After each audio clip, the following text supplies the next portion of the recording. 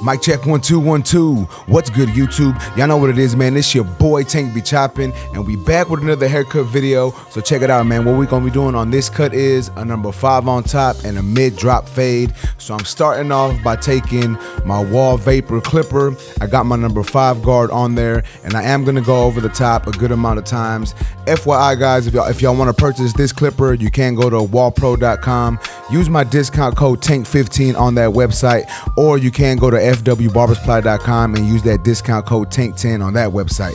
But nonetheless, man, as you can see, I'm going over the top of my client's head with that number 5 guard. And once that is done, we're gonna do a little bit of debulking on the sides. I know I like to debulk my hair before I actually start fading. So I'm taking my number 4 guard and I'm debulking the sides. Gonna drop it down in the back a little bit because like I said, we are gonna be doing a drop fade. So we wanna make sure that we drop it down in the back just a little bit, you know what I'm saying, just a tad.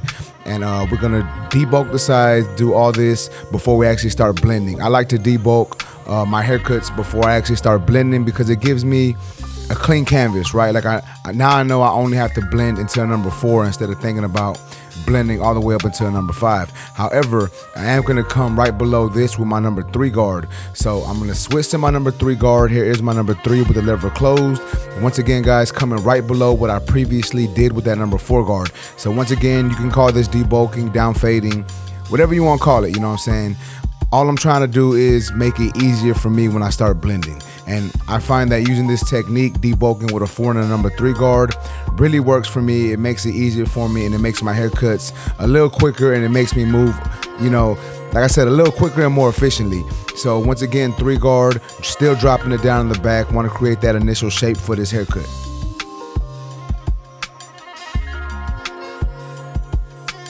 Alright, so now that that is done, I'm gonna take my trimmers. This is the Instinct X trimmers. If you want to purchase these, you can go to fwbarbersupply.com, use discount code TANK10, or you can go to stylecraftus.com and use discount code TANK10. But like I said, man, we're punching in our line, putting in our initial bald guideline, right, you know, midway through the C cup, and then we're dropping it down below the occipital bone in the back. And that's typically how I do all my drop fades, right? Like I like to bring them down below the occipital bone. That way we have that nice drop effect that we're trying to achieve.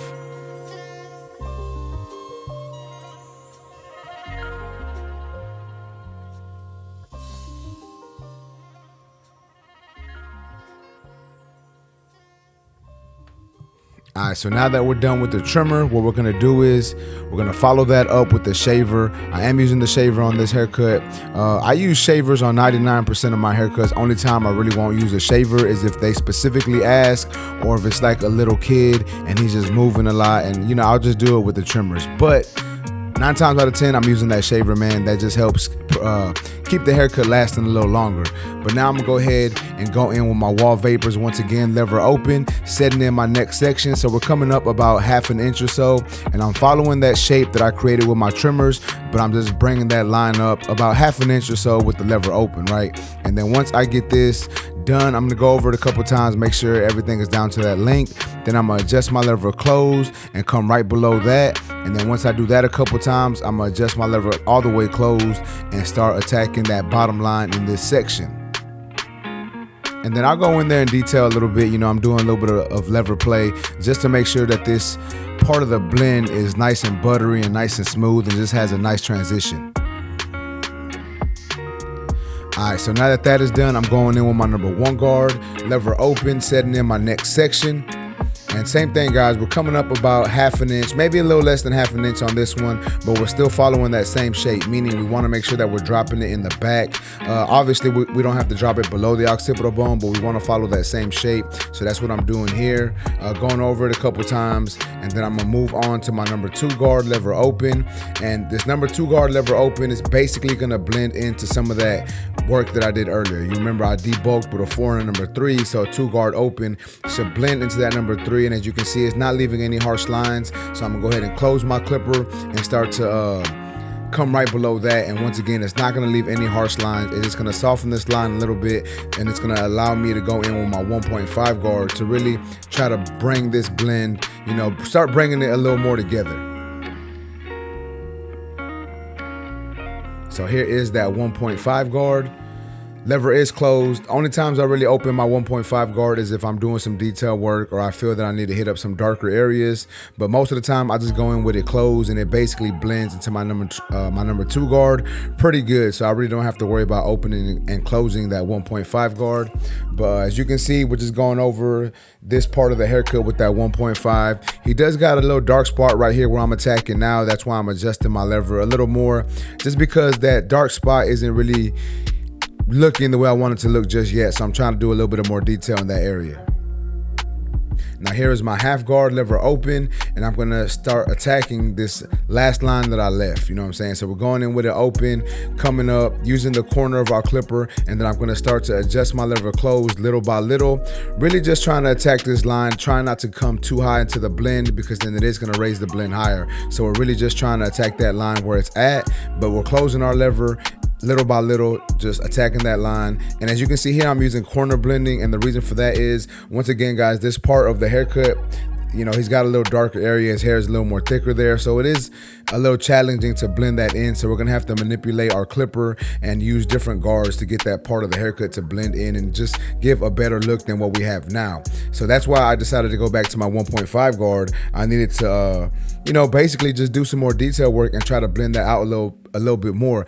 However, I don't spend a lot of time doing this. Like I'll go over it a couple times, but I don't like to spend too much time. So what I'll do is I'll move on and start edging them up. That way, that gives me a better look of how the haircut actually looks, right? So yes, I am gonna do a little bit of detail work here, but I'm not gonna spend too much time trying to make it look perfect, right? Because once I put that lineup in there, it's gonna help me see the blend better, and it's gonna really let me know if I need to detail more, because sometimes you can over detail. So just some FYI, you can over detail and raise the blend and mess the whole haircut up. So you don't want to do too much detail work if it's not needed.